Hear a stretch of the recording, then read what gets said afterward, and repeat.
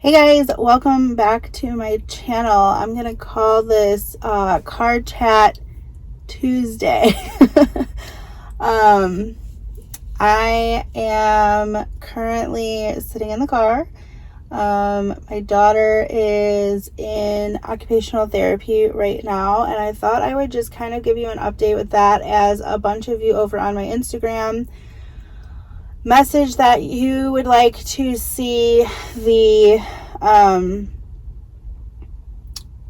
follow up with what's going on with her and like what we're doing along the way with occupational therapy. So if you're not, first of all, if you're not on my Instagram, go follow me. I will put it somewhere down here. That is where you're going to see majority of my updates. But I'm going to try to at least give you maybe once a month update as kind of like a bonus video to just kind of share with you our process and everything. So anyways, if that is something that interests you, then keep on watching. So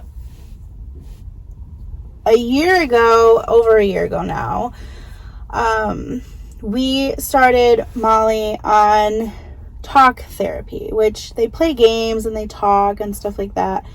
And it had been going perfect. When I say that, I'm not joking. Like, things went from really, really bad to like okay, like tolerable. And then we discovered that, like, things just were still on edge, but like she was opening up. That was the really good part. Like, she was very vulnerable. She was very much open to talking to her therapist. But we ended up sending her to a psych because so she has the generalized anxiety was her diagnosis. And her psych ended up putting her on a anxiety medication. So she is on sertraline, which is Zoloft. And she started her off with like not even a dose. Like, it was very, very, very minimal. And I'm just going to put it out there. I was never one to medicate my child. I never thought I wanted to medicate my child. It never would have crossed my mind to have to get to that point. But because her behavior and things were so out there, I mean, her anxiety was like up here, even going to talk therapy. So like, she was using the tools, but like, she had all the tools in her toolbox, but she couldn't use them because her anxiety was just like blinding her from being able to see clearly enough to use the tools that she was taught to use. So basically, she had to go on Zoloft, and honestly, I was in shock at how much this was like a miracle drug for us. Literally, when I say miracle drug, I'm talking within a week she was regulated. And I couldn't believe it. I was like, no, they said this would take probably like a month to get her where she would need to be. And it's just a starting point. And like, she was amazing. I finally had the kid that I knew before her anxiety took hold of her. She was exactly who I remembered her to be. And it was great for about 10 months. We had actually stopped going to talk therapy because things were that great that we didn't have anything to discuss anymore. And now, I want to say back in November, things started to escalate again. And I was very confused. I was very heartbroken. I was almost triggered because when I say her behaviors, she was in fight or flight all the time. almost all the time. So her anxiety, it was like, boom, something would set her off. And her anxiety triggered anger, screaming, yelling. She didn't know how she could deal. So it was like, come here, go away. Give me a hug, no. Give me a hug, no, don't. Like, she was so worked up that she knew she needed something, but she couldn't figure out what that something was, so it was very confusing for her. And that is kind of what fight or flight kind of does. Like, you're unable to cope. So we noticed that now, during the time that we noticed some of this coming back, she'd also been going through a bunch of transitions. So she started a co-op, which was brand new, never done before. She's started a sport, I want to say, around that time, which she's no longer doing. And then we had a person who was working out of the house is working in the house. So lots of transitions going on. And she already kind of struggled with transitions, but this was like a big one, and these were big ones. And so I thought, okay, well, maybe it's just a transitional period, and she'll deal and we'll go back. Well, unfortunately, as months went on from these transitions, they just weren't going back. So I had to make the choice to start talk therapy again, and then it finally...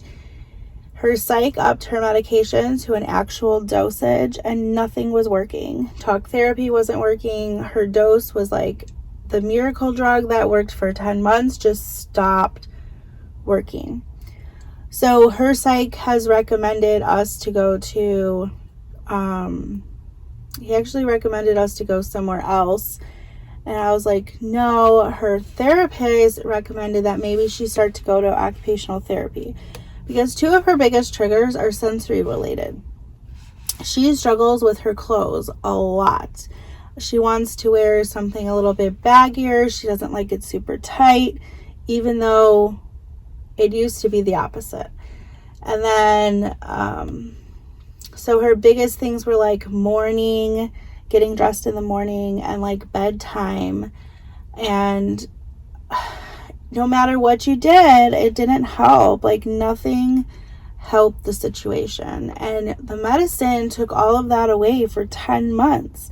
So I was like, what is going on? Like, why is this happening?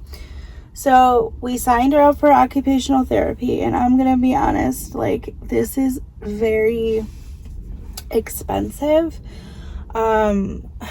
Like, I'm talking over $100 per session. Expensive. And I don't know how long financially we can keep that up, as hard as that is. So I'm trying to, like, where they're working with me and they're giving me things for her to do at home. And then I'm likely going to attempt to try to look up some of this stuff online too, to see what I can find and what I can help her with at home. Just because I just don't see this being financially capable for us to continue OT. Anyway, I'm getting a little ahead of myself. So her first evaluation, it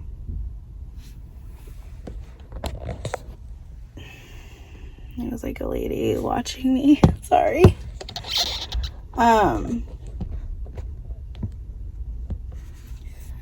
Sorry. So her first evaluation appointment went great. So they discovered that she has something present called the Moro reflex. Now, if you've never heard of that, you might have heard that. It's a reflex in babies that causes them to sleep like with their arms up, and it is the startle reflex. So that is supposed to gradually not go away, like you're always going to have the startle reflex, but it's supposed to be like non-prevalent or something. But they tested her and she still has the Moro reflex present. which can keep her in fight or flight. So like a bell went off and I was like, holy crap, like it could cause so many things, right? Like it can cause anxiety, it can cause anger, it can cause, because your body is like constantly in this like state.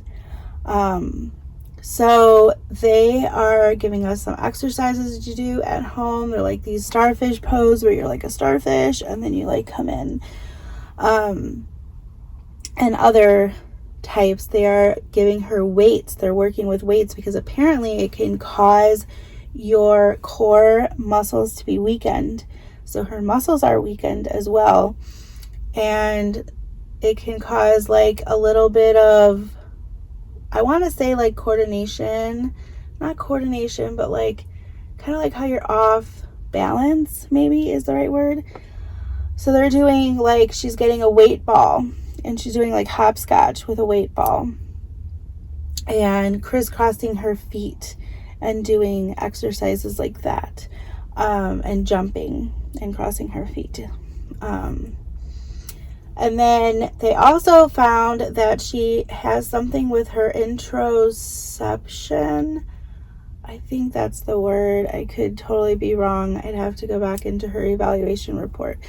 But they think because, so Molly has never really had the feeling of knowing what it's like to be full from a meal. And because she struggles with decisions or not making like a favorite or not having a favorite of something, and like she's unable, when she's given like choices, it's really hard for her to decide, and it's just like in fight or flight, how she doesn't know what she wants. So interoception is something like where her needs internally, she is unable to meet them externally.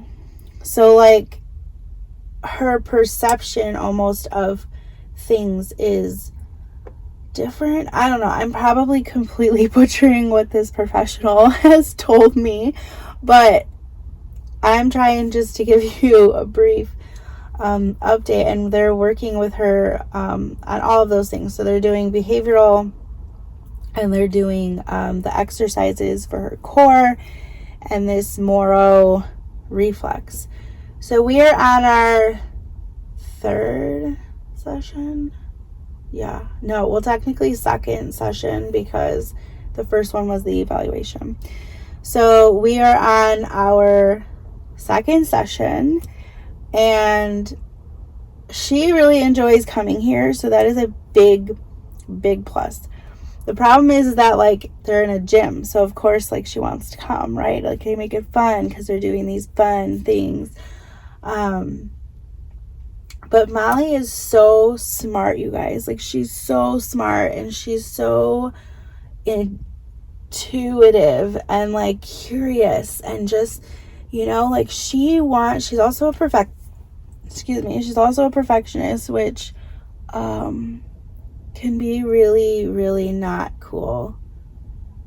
So she struggles with that big time. And just that like she's so determined when something is like what she really wants to do, that like she will do it full speed. Like we started ice skating. She was determined to ice skate on the first lesson, like determined. And she had never been on ice skates before in her life. So she got up there and she's like, yes, like I'm going to ice skate. She kept falling down and she kept trying to figure out how to get back up. And the teacher was like amazing and like taught her how to get back up on the first. Like she is determined child, and she does it with stuff at home. She does it with school.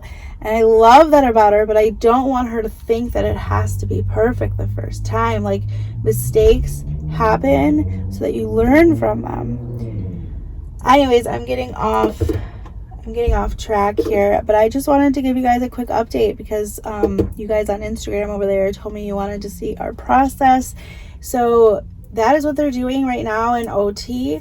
I'm curious to see what she comes out and tells me today, what kind of homework we have, what kind of exercises are new, and stuff like that.